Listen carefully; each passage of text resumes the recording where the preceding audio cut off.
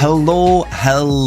Welcome to the Point 99 podcast, episode 4 of season 4.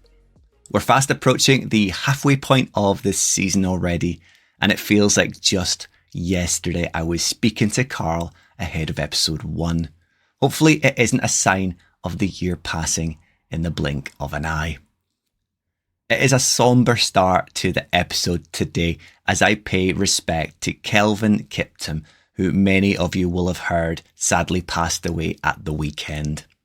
It was undoubtedly going to be a ferocious battle for the world record this year between several remarkable athletes, including Kelvin. It's sad to hear of Kelvin's passing.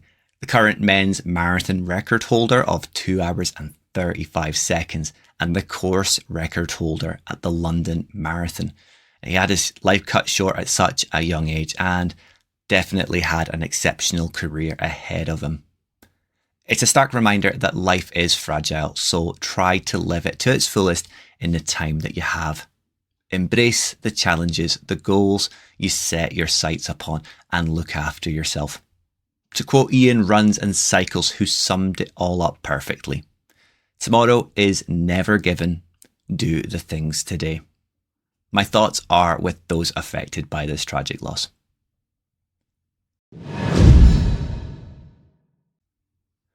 For those unfamiliar with the show, though, the Point 99 podcast is a running podcast for all runners, but particularly the everyday runners out there. If you're new to running or to the podcast, we hope to have guests, topics and discussions that will help you along whatever path your journey is taking. For any seasoned runners and listeners, maybe we'll have some stories that will have you empathizing with our experiences and predicaments. No matter if it's lessons we've learned during our own journeys, embarrassing stories or heartstring pulling moments. We hope you'll stick with us while we try share some good vibes, motivation and positivity. And hopefully we can have a laugh along the way. From the sad to the happy and the overwhelmingly positive response received to the last episode. The community came out in force to tune in for my chat with Nikki Sheridan, Nick Knack Mara Runs. After David took the top spot on day 1 listens and downloads for a guest just the week prior, Nikki stole that mantle and was last seen legging it down towards the John Muir Way with it. I'm so glad that the response has been as great as it has for Nikki. I've said it before and I'll say it again. She's one of the stars of the community and an all-round diamond lass. Even before we hit record, she was super excited to hear that I have my next visit to her neck of the woods booked into the diary. And she lined herself up to have a meet-up and social run if we could manage it. I'll likely put something up on my socials and in the cult nearer to the time, but I'm not looking for any spotlight attention. It's just not me. I'd rather fly under the radar with the visit, but since the cat's out of the bag to Nikki, I'll just have to roll with it. Unfortunately, or in my case, fortunately, it is a midweek visit, so if nobody's available, it's no great loss to their day. Keep your comments and thoughts on the episode coming in though, and remember to tag the podcast in any stories so I can share the love myself and my appreciation back to you all. But more importantly, let Nikki have as much love as you can muster. On to the rest of the community, and there was some action going down at the De Villa Forest Trail Race. Resident community banter lord Jace Woods, the Edinburgh runner, was getting down and dirty at the sodden 15-kilometre event. It might not have been the right shoe selection for him, but it was still a great time that he bagged. New face to the 99 pod, Jim Boyle was also in attendance, looking like he was gliding over the mud, but as a fellow Dons fan, I can only assume that the righteous walk above the muck. Rachel McPherson and James Gow, better known as Jimmy Bunter, were also down for a dirty weekend in the woods as well at the event. By all accounts, everyone had a blast, even with the messy looking course conditions. But mentioning Jimmy, he was rapid with his submission to this week's question. If you could run only one of the world majors, which would it be? Even if you've run any of them before, pretend that you haven't and expect never to do any of the others ever. Now, I should have known that there would have been someone, especially a traily ultra type, who would have found a loophole in the question, and Jimmy was the man to do so. So James slid into the DMs and firstly praised the pod for making work a little bit more bearable. His choice event, though, was the UTMB Mont Blanc, a World Series major ultra marathon. His reasoning was that you're running on the same trail that has seen giants of the sport, and for him that's awesome. For that period, you are with them on the same journey. It's also the pinnacle of the ultra calendar, putting your body through hell and joining the list of people who can say, I've done it.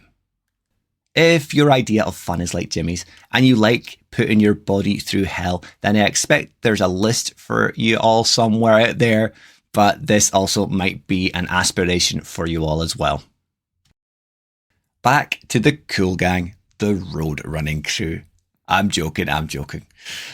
First up, we have James McQuillan, whose choice is New York as it is so iconic.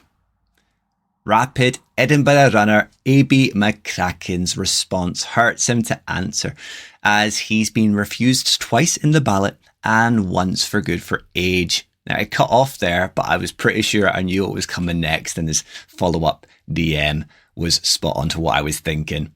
It would be London for AB, as he feels that's the number one race in the world just now, and it would be amazing to say that he has done it. That is actually also the same place that our big Bob Burrell, the Kilsyth runner, would choose. It has to be London. Fingers crossed he can return one day. And since Bob and AB are going to have to get a running date set up fairly soon, that kind of works out quite well there. Episode 2's guest, David Wright's choice is exactly the same as what I would choose myself, Tokyo.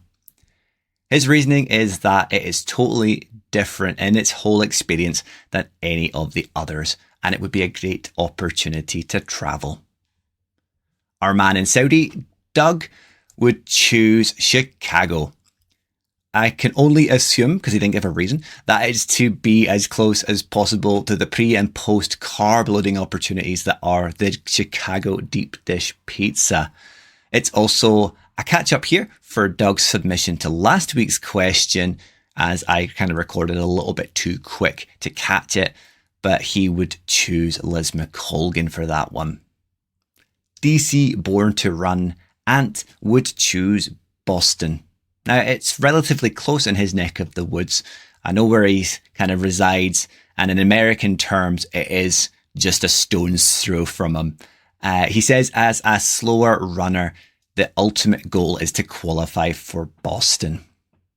Now, finally, we have the flyer from Florence. Stuart runs a lot. That he does. NYC, the Big Apple. It's his second favourite city, so it'd have to be there. Plus the fact you run through the 5 boroughs. I did check with Stuart to see what his number one city was, and of course, it is the magical Florence after the stunning performance that he blasted out on its picturesque streets. What question do I have for episode 5 then? It's getting harder for me to think of anything myself, so if you do have anything you'd like to set, help us out and drop it over in a DM. I do have one for this week, and it's inspired by the nutter Russell Cook, who is running the length of Africa. So I'm asking you, if you had the opportunity to run the length of any country, I'm saying country, not continent here, where would you choose? Money, gear, food, everything would be covered. You just choose the destination and you can take as long as you want. As usual, the submissions will be up on Monday with next week's guest announcement, but you can always drop it in while it's fresh in your head in the DMs if you want to. Talking guests, we'll get on to this week's in just a moment. First though, what has been happening in my own running world? It's much the same as usual, really, but back into the swing of things now that the weather seems to have calmed down a little bit. Fingers crossed that it lasts though. I did strap on the alphas and took off for a half marathon effort at the weekend and cruised to my third fastest 15k, 20k, 10 mile and half marathon efforts. I aimed for a gentle climb in the first quarter of the run, taking it nice and steady, and then on the way back lifted the feet, giving it a little bit more puff. I definitely wasn't out of breath or blowing out my backside when I finished, so it's looking good for my March effort. Once again, if it doesn't fall into place during Inverness, there will always be other days. I'm not going to lose any sleep over it or worry about it. It's a new year, new mindset for me. But let's get on to this week's guest and find out about their running. Now, I'm just going to let the introduction I read to the man himself during our chat do the talking. But let me know what you think once you've heard it, and I'll catch you on the other side of this interview. From an ultra new star in episode 3 to someone who you could easily mistake for having more years of running ultras under his belt than he actually has. This man has already tackled several grueling ultramarathon events in a short space of time and will undoubtedly have more bagged before the year is done. Ultras aside, I've had the pleasure of meeting him in the flesh, and I have to say, he's one of life's good eggs. Not only is he a font of nutritional knowledge, being a man of a million meals in one day, but regularly has a smile to brighten your mood and a kind word when you're needing to be raised up.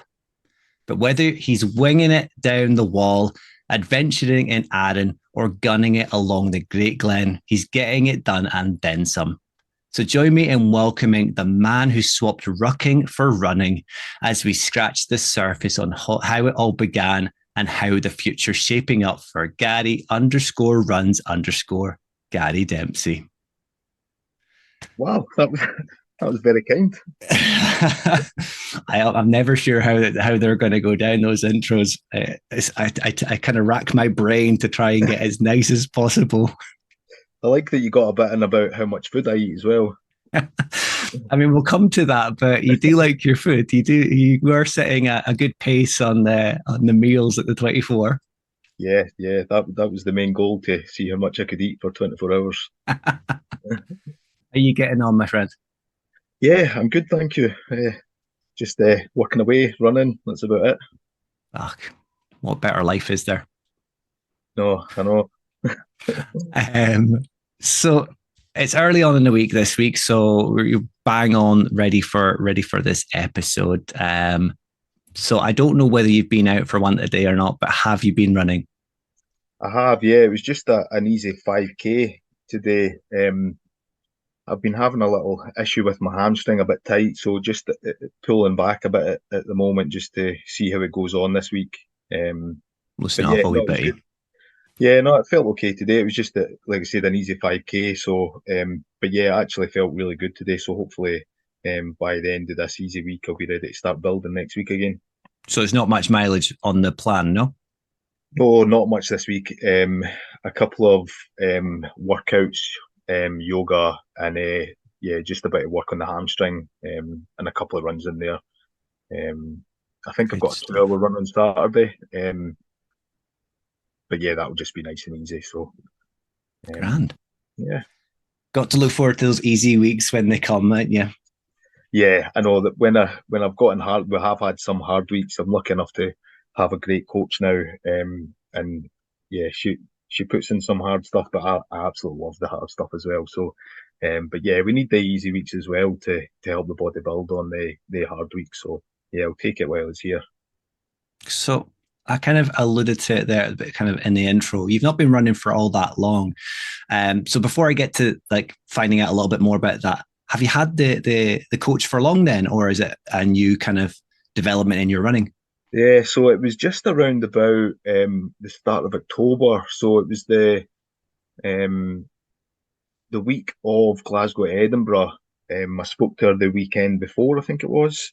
Um, so it's Karen Nichols, so it's her and Debbie Martin Kinsani that have the Wild Heart Runners, and um, yeah, so it started the week after then. So it's not been too long, but yeah, the difference I can feel already. And she's an amazing person. She's probably the most positive person I've ever met in my life. And it's great to have her there to help me build each week at the moment, because up until that point I was just doing things on my own. So to have that structure there, I don't need someone to help me get out the door because I'm fortunate enough to have that in myself. But I just need someone to help me with that structure there, and that's exactly what she does for me. Makes things easier, doesn't it, when you have someone telling you exactly how far they would like you to go, and Yeah, you don't have to think about that part yourself. totally. Yeah, and I know that sometimes I can do a bit too much. Sometimes, it's not all about, hitting the highest mileage or the hardest run. Sometimes it's about just doing the quality and pulling back in the mileage. And she's made sure that I've done that as well. And you can see my stats building each week. So it's all definitely working anyway. Oh, good stuff. Good stuff. I've been scrolling through your Instagram though, as I do for most guests. Some guests I know a lot better than others, and we have met and we have had a little bit of at least a few days together, but we're still kind of relatively strangers as well. Yep. But you're still kind of you don't have that much on Instagram. I kind of touched on that in our pre-chat, but at the same time, what you do have are some really kind of phenomenal events in such a short space of time. And it is all predominantly ultra. So, first off, can you kind of give some background as to how you got started with running? More so, probably the ultra running, because it's all part and parcel. But also a little bit of background about what your base foundation of fitness came from, were you sporty as a child growing up, and kind of just along that sort of lines? Yeah. Yeah. So my main sport my whole life really has been rugby. I started playing when I was 8. I was a little bit wild at that point, and one of my friends played rugby, and I went along to that. And yeah, I loved it. It just became my life. Played, yeah, from then right up until COVID came about.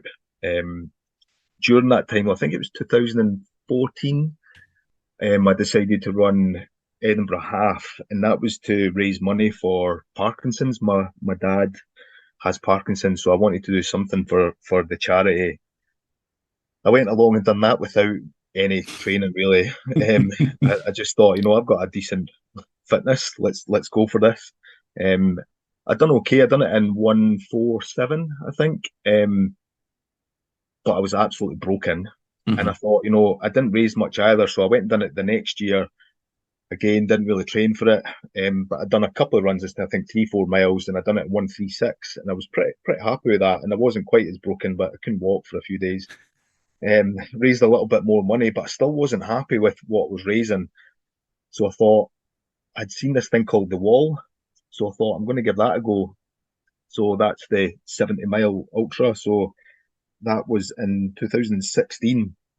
So I'd done that again. I didn't really train much for that. I'd looked back a couple of years ago at what I'd done, and I think I had something like I had quite a few runs, maybe 5 or 6 runs around the 5 mile mark, 2 or 3 around the 8 mile, and I think only 1 or 2 around 10, 11 miles. Um, so for for going for what I had to that was, yeah, it definitely wasn't much training. But then that was me. I was still playing rugby, and these were just things to raise money for Parkinson's, and I had raised a lot more that time doing the Wall. So that was kind of the end of it. I thought that would be me done with running.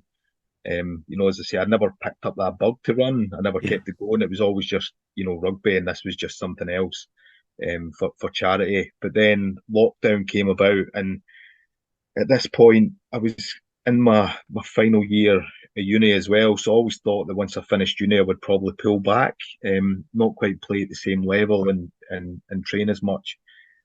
But then that cut short that year, that last season. Then I decided to, maybe take up. Well, I was doing a bit of, home workouts like a lot of us were doing. A lot of burpees, squat jumps, and I was lucky enough to have a lot of weights in the house. Mm. And at the point, I was actually between going to start doing CrossFit or getting to running, and it was just another chat with my dad one day. I'd said about the wall, and I thought, I wonder what I could do if I actually trained for it. And at this point, it was the August, what would have been 2020. So I did. I remember it was a really hot day. I went out and ran 2 miles, probably as hard as I could, and I was dead.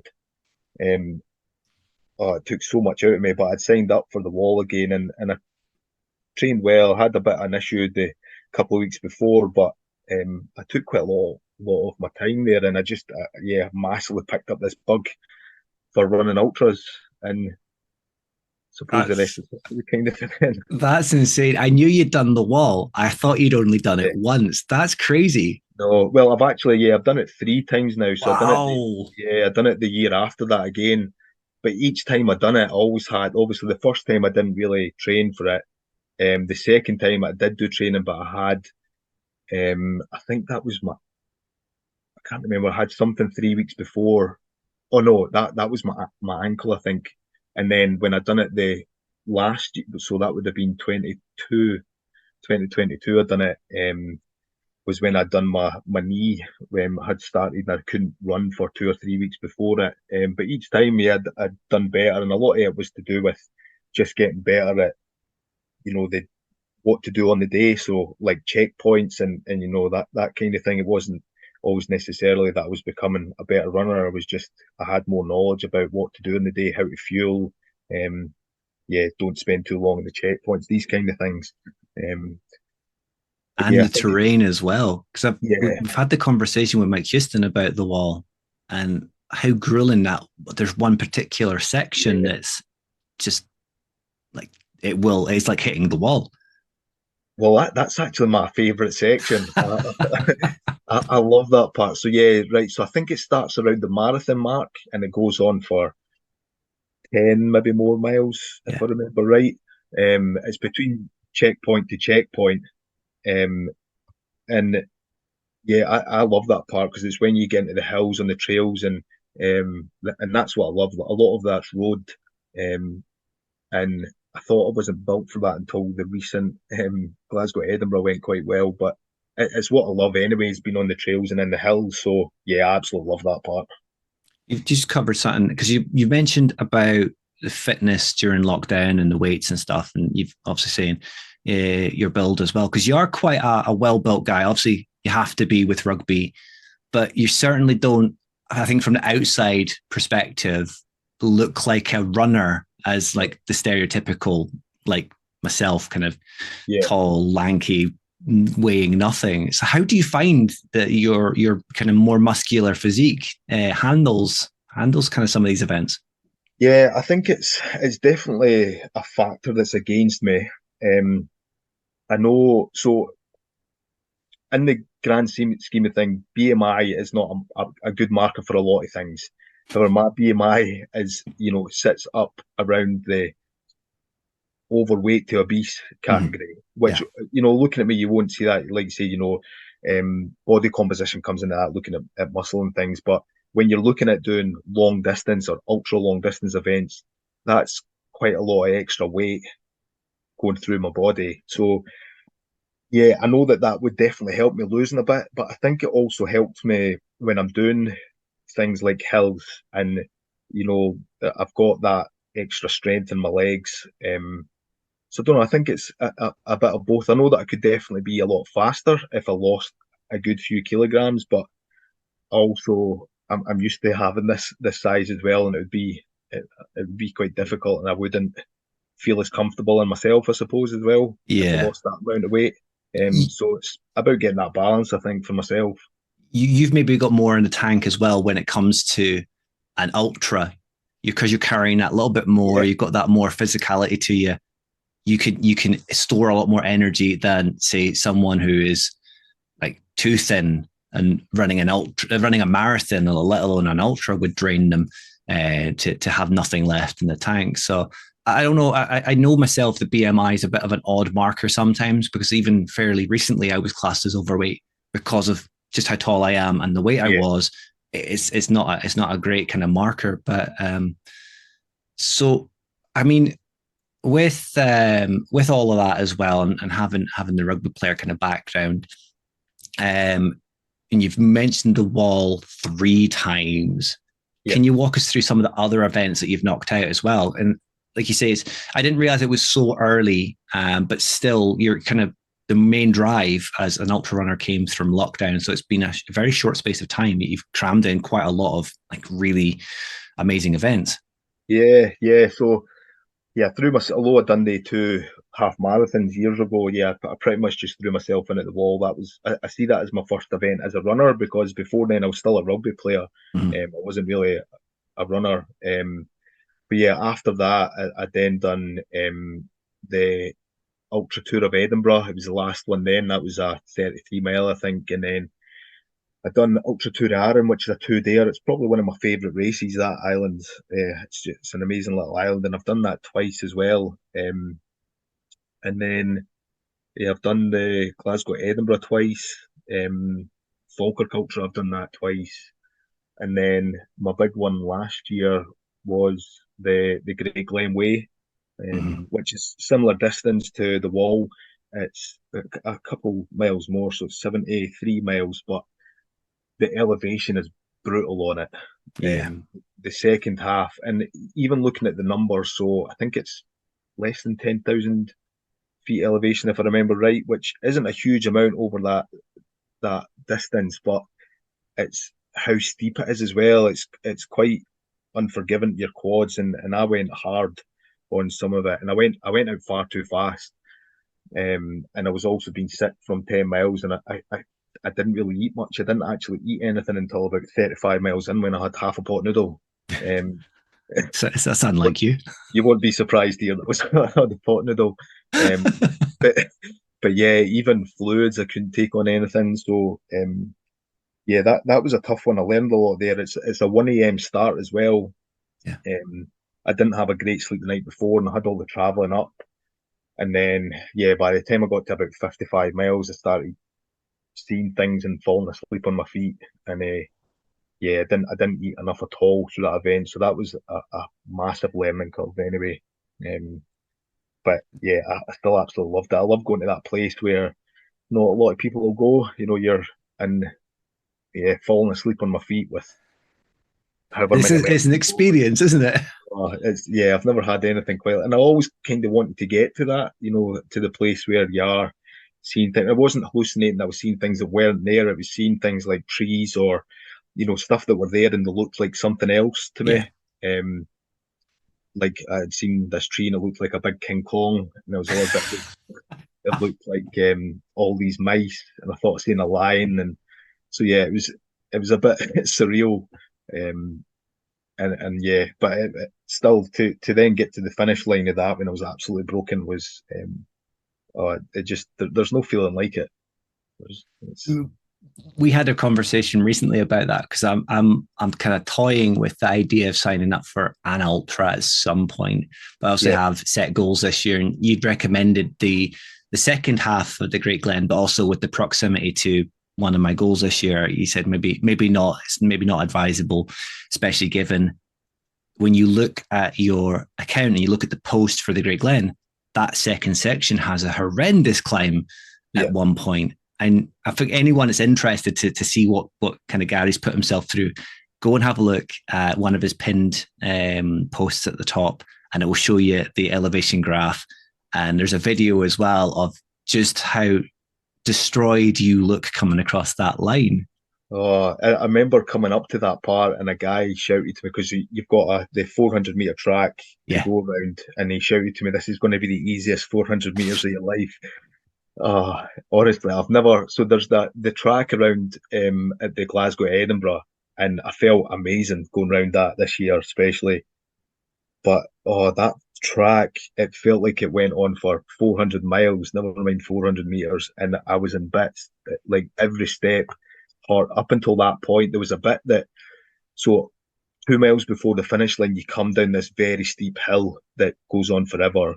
And I think I'd done something like a 20-minute mile coming down there because it was so sore just taking a step going down. Yeah. And normally that you would, God, I would have been, I don't know, like less than half of that anyway coming down. So yeah, just every step. So yeah, you can see it in my body and my face when I'm coming over there that I was in so much pain. But it was worth it.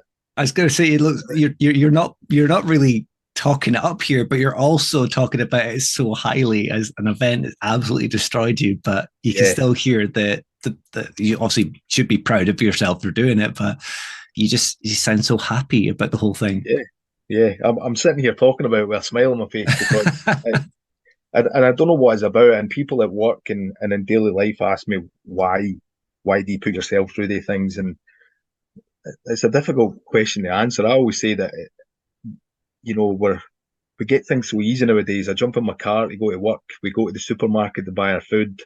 Mm. We sit and watch our tellies. It's I think we get it easy, and I like to put myself in that place to see how my body does when times are really hard. And not many people get the chance to put their body in that place. And there's a lot of people that struggle to walk, never mind run. So I'm quite privileged to be able to put my body through that and see what I can do. So yeah, it makes me happy, and I love doing it. So That's so kind of spooky because just on my run yesterday, I was thinking that we have life so easy now, whereas our grandparents and great grandparents wouldn't have had it nearly as easy. They would have had to walk a lot of these distances to get from A yeah, to B. They wouldn't have just been able to pop down the shops and get what they wanted, the luxuries in life.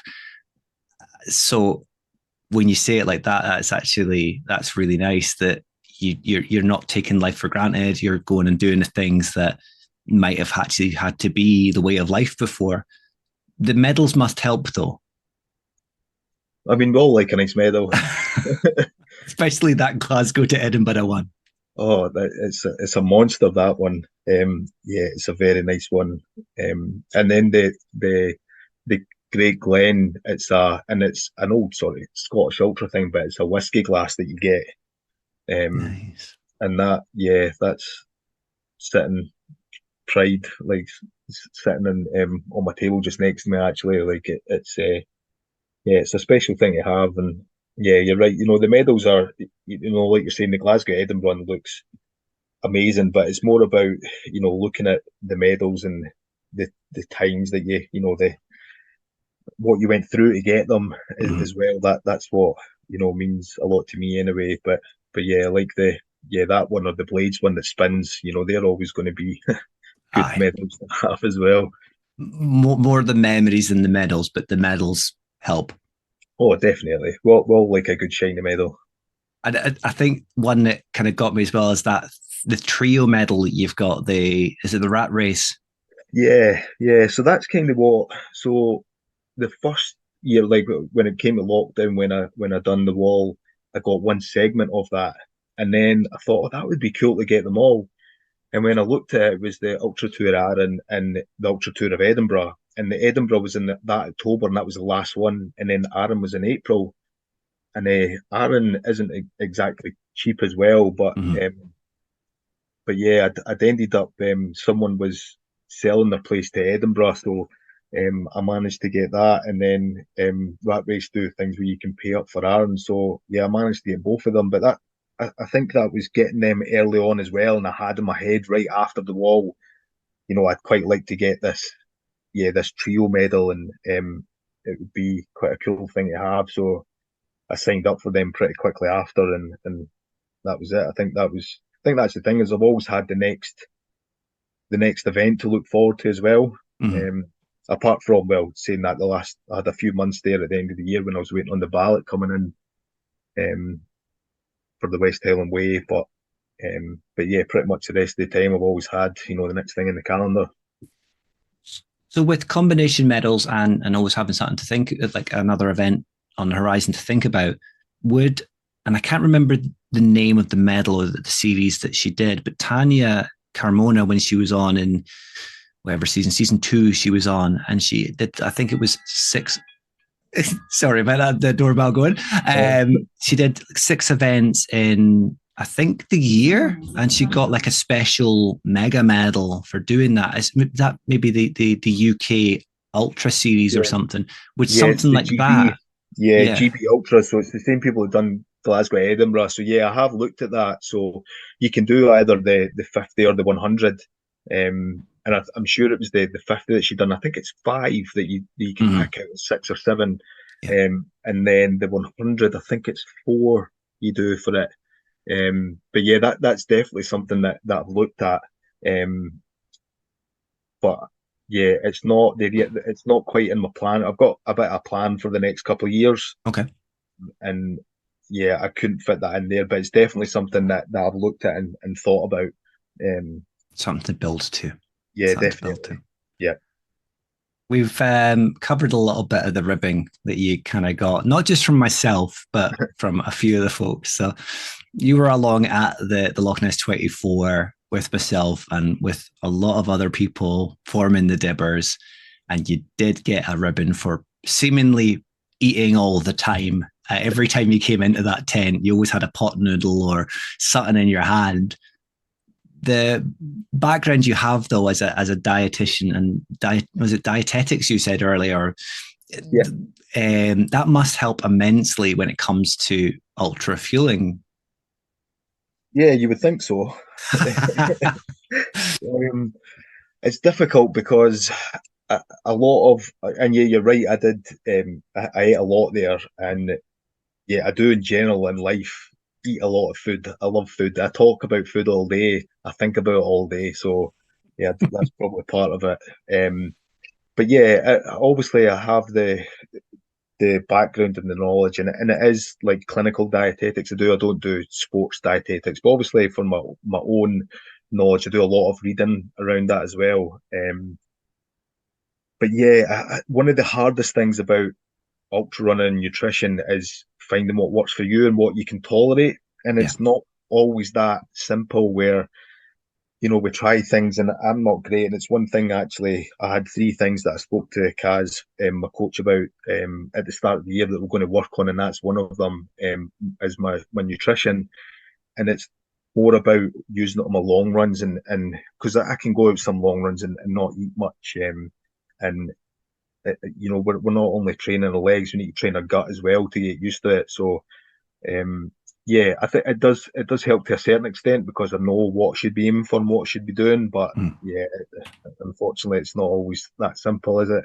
No, I've it's true. I've had quite a lot of issues with being sick and things as well, and I've found out some of the sort of triggers that I have that was making me be sick, and I've pulled them out. And thankfully, the last 2 ultras I've done, I haven't been sick. So hopefully that's a good sign that I'm going in the right direction with that. But yeah, it's just about playing out about the things on your long run. And if you get a 24-hour event in a team, just eat as much as you can and see what you can tolerate. Well, obviously the week didn't go, that weekend didn't necessarily go the way that you wanted it to, but I suppose we've covered probably what was the cause of that, with being the Great Glen. And I touched that I've got a big goal this year is the mixed duos for the Yeah, 24 with why can't I forget? Well, I've forgotten her name. Lorna. That's Lorna. That's it. Yeah. Oh, that's you sacked. That's me, definitely. She's going to beat me up now. You can tell my mind's trying to work overtime here. So I've got this big goal with Lorna for the mixed doubles. Yeah, So you'd advise like the Great Glen, so aim for it in the future, but maybe not so close to the 24. But of course, you did the Great Glen last year, and even further than I would ever consider doing to then come to the 24. You got a flyer with Nick and Jamie. You were absolutely yeah, bossing it. You were at one point in contention for a podium, but unfortunately, things don't always go to plan, like you kind of said there as well. And then you end up eating all the time. How did it feel with that? What was the mindset you kind of got to have that knowledge and restraint to say, no, that's enough, but then also yeah. to sit and watch the boys finish off? Yeah, it was quite a difficult one because I am a very competitive person. And I know in ultra running, it's very unlikely that I'm going to be pushing the guys at the podium, but I'm looking to push myself and race the people that's around me. Mhm. And yeah, so when we went into that, I thought, doing it as part of a team, I'm just going to go out there and run and have fun. And I went pretty hard on all the laps that I'd done. But the final lap that I'd done, and even before that, I think even the couple of weeks before it, I felt this little bit in my Achilles, Mhm. which I'd never had before. And I think it was going into the final lap was when it just started getting dark and even colder. And obviously it was so wet that weekend as well. Yeah. And I think it was just a mixture of all. I mean, I started because we were doing like each time we went out, we were doing 2 laps. So the first lap that I'd done this time I'd went out was fine. And then it was when I came over the start line and that hill going Yeah. up, and I could feel it a bit, and I totally pulled back that lap. And yeah, I knew that I think I was 4 weeks away, or maybe more than that. I can't remember. I wasn't too far away from Glasgow, Edinburgh as well. So that was my main goal, and this was just about meeting everyone, having a good weekend. So yeah, I kind of switched them out, and I thought if I had to do this, I'd find it very difficult. But I think because of the camaraderie that was around everyone anyway, and how good that the likes of Rachel was doing and Mike were doing on their own, that I thought I'm just going to switch and I'm going to be there for a support for them. Mhm. So I think it was still being part of the team and able to do something um that yeah, I was fine. And Jamie and Nick were doing what they wanted to do, and they both done amazing as well. And I think for the amount of laps that we'd done in the time was still good as well for it being the three of us, and me pulling out with, I think it was only 6 laps that I'd done, so wasn't a huge amount, but it was a brilliant weekend, even though the the weather wasn't exactly in our favour. No, the weather was a wee bit rubbish. But you're right. I think Jamie's times, his first 2 laps, I think were still up within. I can't remember exactly, but it was like top 20 fastest times or something daft. He just absolutely flew it. But no, with yourself, Nick and Jamie, you stayed in contention for a very long time, Yeah, even after you made that well-informed decision to say no, enough is enough. I've got to look after myself for Glasgow to Edinburgh, but also I've not exactly treated my body well from the Great Glens perspective. Um, would you say then that you might have a score to settle with the 24? And is it something that you would maybe come back to tackle again as a solo or in a different category? so I am doing a 24 event this year, but it's not Loch Ness. So I had planned on until, I don't know, just a couple of weeks ago, having chat with my coach and having to really think about what I want to do this year. Um, so I'm doing Glenmore 24 this year, Okay. which is 2 weeks after. Um, I'm actually only planning on doing 2 races this year in total. Last year I done quite a bit, and although you're saying yeah the Great Glen and then on to the Loch Ness 24, actually 2 weeks after Great Glen I done the Blades 50k as well, That's right. Yeah, I knew which there's another was one. yeah, which wasn't the brightest idea, but I really wanted that spinny medal. Um, so yeah, I was obviously with they two under my belt so close as well. Yeah, I did do a lot last year, and then at the start of the year I had my first DNF and with my meniscus, my knee, and I was coming back for that, and I ended up having a great year that I loved. But I think it's time to I've picked these two big events, and I'm going to have a proper go at them. So yeah, the Glenmore 24 just I love the route at Loch Ness, and if I was just doing it for more of a fun type thing again, then it's exactly where I would go. And it was a great weekend we had. But for my own sort of goals, Mhm. Glenmore's the route's better for that, and better for me to push the mileage. So yeah, that's the plan this year.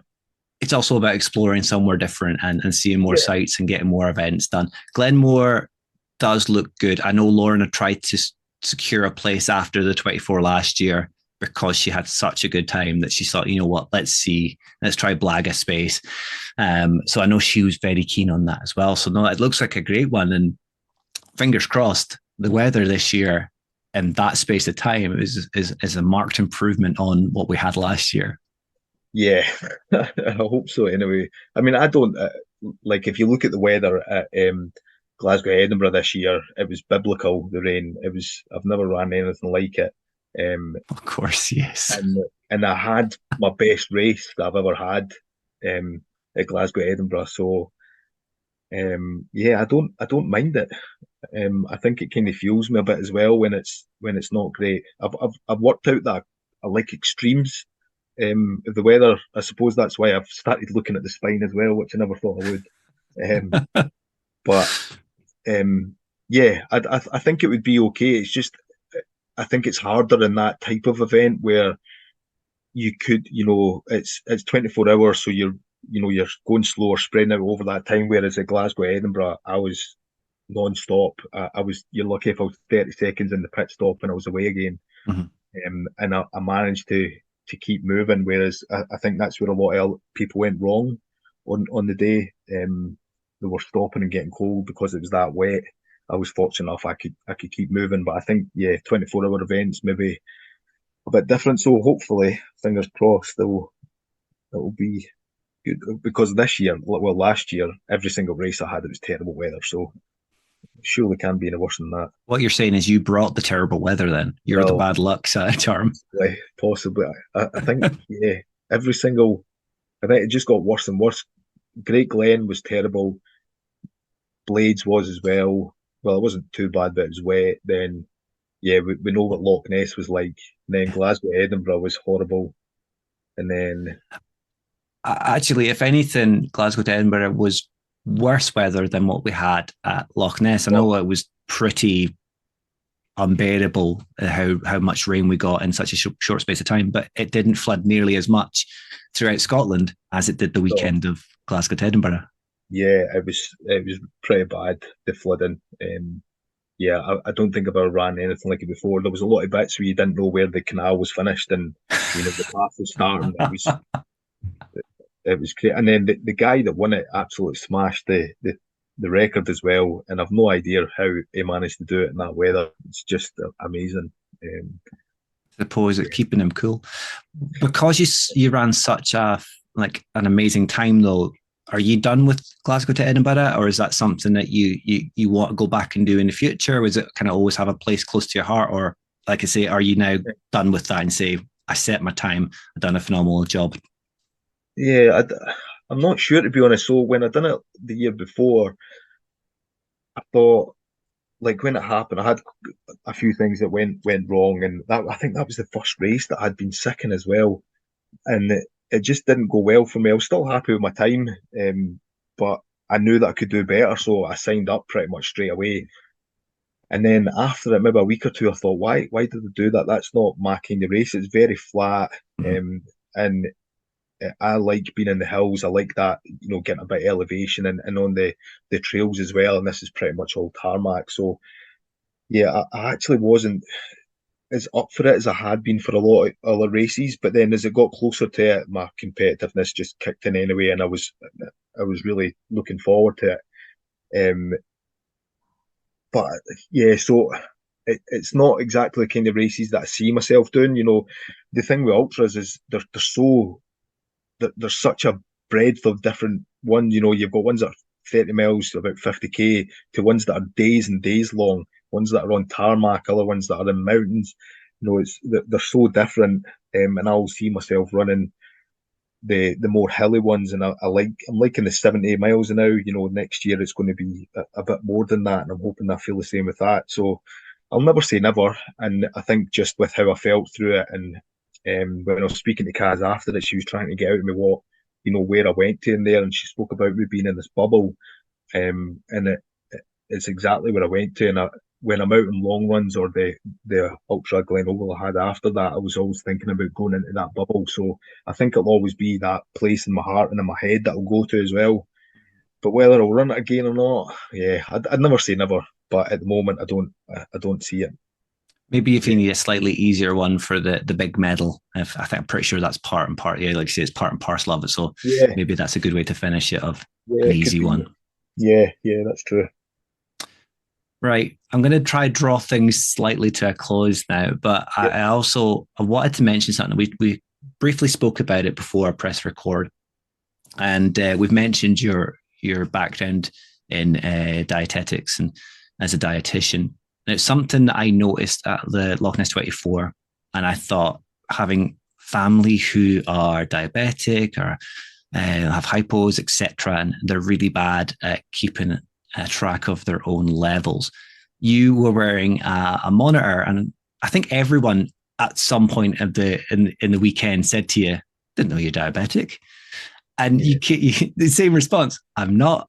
I'm just a little bit of background on something that you would tell a patient to wear, or advise a patient to wear, so you kind of more informed about the different ones on the go.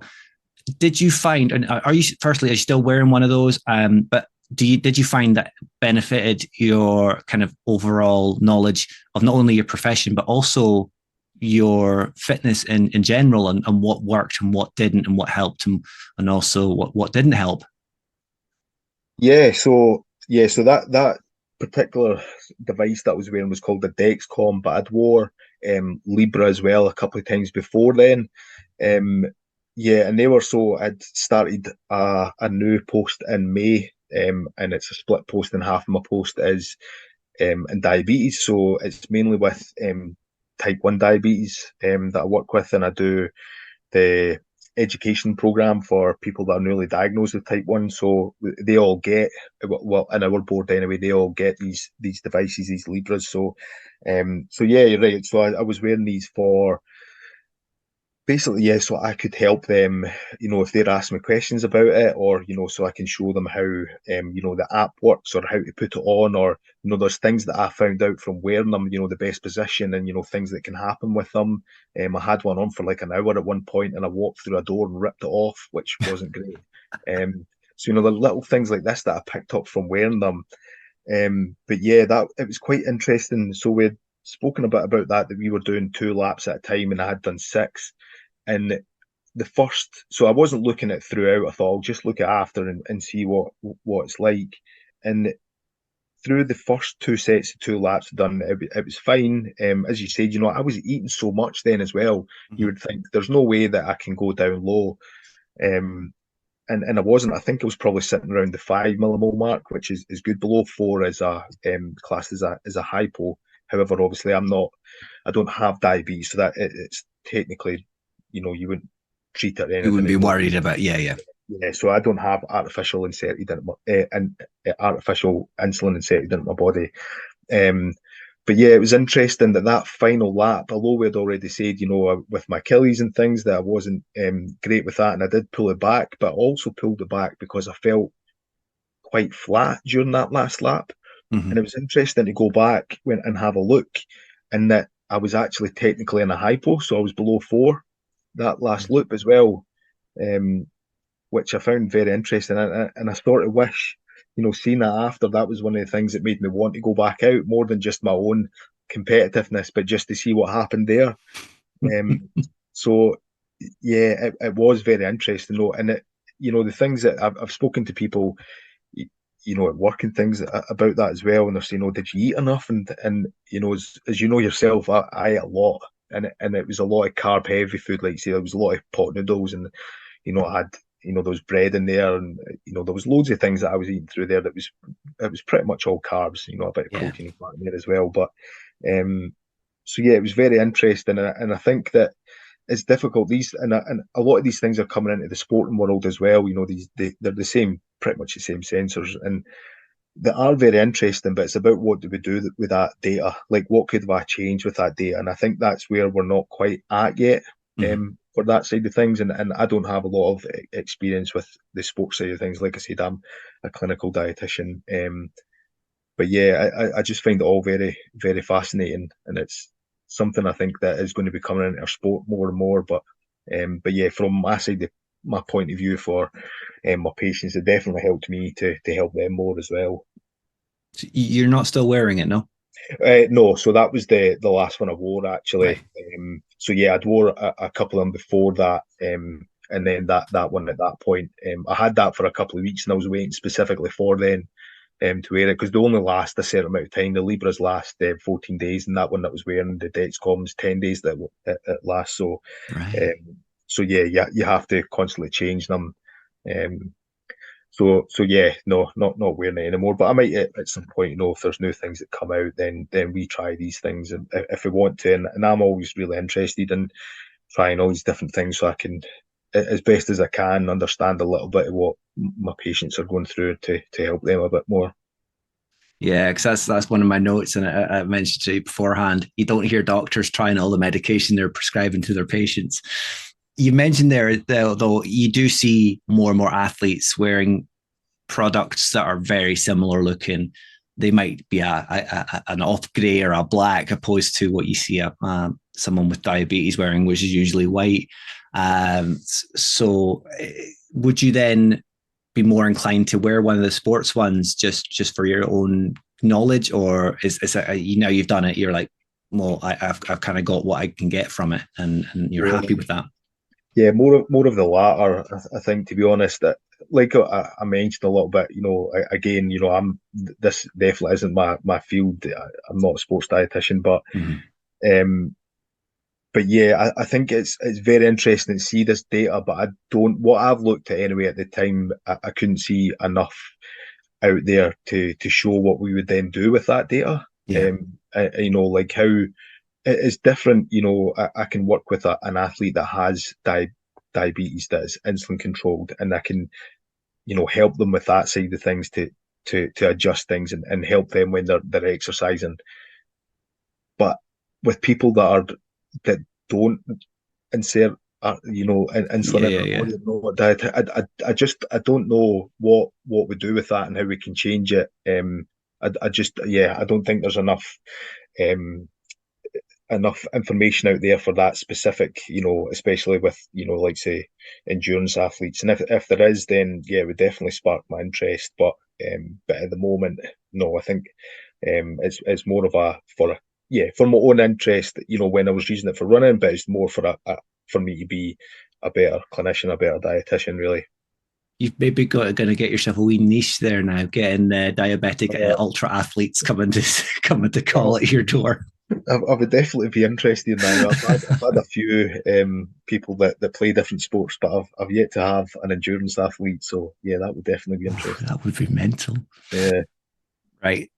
So we'll do this last little question now. So you've obviously said there's very little on your calendar for this year. You've got your two main goals, and that's it. But you did kind of allude to you've got a plan going forward. Is that something that you kind of have formulated and you're happy to kind of share a little bit yeah. more, or is that still quite kind of foggy in the whole ether?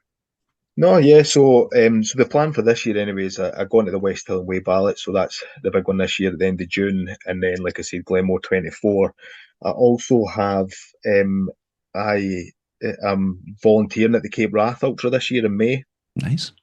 So the plan is probably a year earlier than I wanted to, but the year after do the Dragons back. Okay. Um, Yeah. so the plan was to do West Hill and Way this year and hopefully get into the Lakeland 100 next year. But I think they're a bit too close to Lakeland 100 and Dragons back. But that's something else that I'd really like to do. So that'd probably be the year after.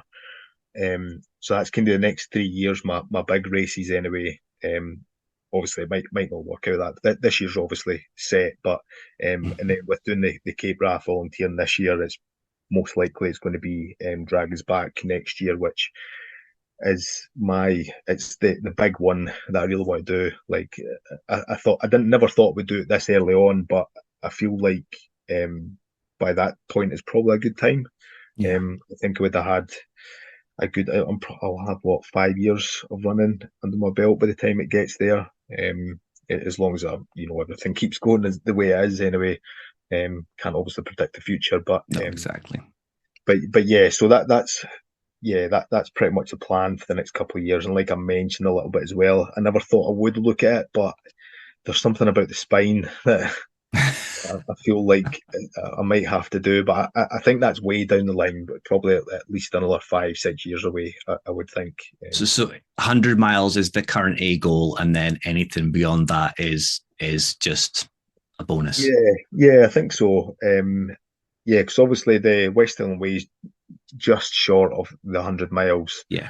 And then doing the Dragons back the next year is well over that, but it's split over days. And it's it's one of the toughest races about, so that will be a really tough That'll week be or more of so. a mental and physical battle. Yeah, it's but the route just looks amazing. It's that race that I seen, back at the start when I got into ultra running, that I thought one day I'm going for that. So yeah, I'm hoping that things go to plan, and I can finally tick that one off.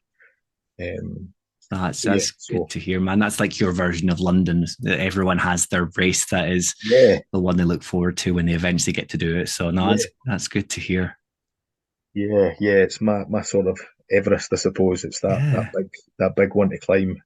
Um, so yeah, that's the next few years. Hopefully, if that's the way things work out anyway. fantastic. Yeah. Well, spot on. I think I mentioned your handle anyway, but do you want to share where people can find you on Instagram and maybe as well your coach again, just to kind of get her a little bit more airing? Yeah, so my Instagram is Gary underscore runs underscore, and my coach is so it's the Wild Heart Runners. If you look at them Insta, they do a lot of runs just for anyone. You don't have to be coached by them, and they're brilliant. There's a couple coming up on the sort of West Highland Way route as well. If anyone's doing the fling or anything, and yeah, so it's Karen Nicol, and Debbie Martin Kinsani. That's the coaches for them. So yeah, definitely give them a follow. And if you're looking for coaching, I couldn't honestly, I couldn't say anything highly enough for her. She's amazing. So yeah, look them up. Fantastic. Well, thank you very much for joining me today, Gary. That was really good to kind of get more of an understanding about everything that has come before and also what's going to be in the future. Yeah, no, it's great. Thanks for having me. I get that you have to really enjoy hills, trails, and the physical self-abuse to be an ultra runner. But you can really hear the love for it all in the way that Gary talks about the events that have come before and those on the horizon. There are some amazing event medals already hanging around Gary's neck, but there are more to come. All the best to Gary for the big 2 this year, and hopefully I can get a meet up with the big fella himself at some point as well. A shout out to Gary's coach, Karen Nicol, and to Debbie Martin Kanzani over at the Wild Heart Runners, who must have heard Gary was bigging them up as they, funnily enough, dropped the show a follow earlier this week as well. Alas, it will be 3 episodes of Ultra Runners in a row with my guest for episode 5. You'll get more on that on Monday.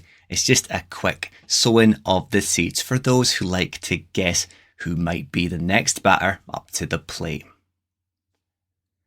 If you have liked what you've heard today though, the best way to support the podcast is to do what you've been doing. Download, stream and listen to the show. A quick share with your family and friends, or a share on social media alongside a tag back to the show's page wouldn't go amiss either. They're just 2 of the free ways that you can show your support for what I'm doing. If you'd like to show your physical support for the podcast, well, you can do that by purchasing a t-shirt from our merchandise partners over at Twisted Running. All proceeds stay with Twisted and help them grow as a brand and continue to provide valuable collaborations with running groups and podcasts like myself. The quality of their product is top notch, and as I said last time, I'm not getting paid to say that. I do use my own money to buy the show's t-shirts, and I only have positive things to say about the ones that I've already bought. You can find a direct link to the Twisted 99 page on our website, thepoint99podcast.com, or by Googling Twisted Running. Dropping them a follow on social media will also be a great thing to do to find out what they've got going on. The show is available on all major platforms, so if your friends and family don't like using Apple or hate using Spotify, there is always going to be an alternative for them. You can also find every episode streamable on our website, as well in the inbuilt player on the episodes page. Finally, we're on both Instagram and Facebook.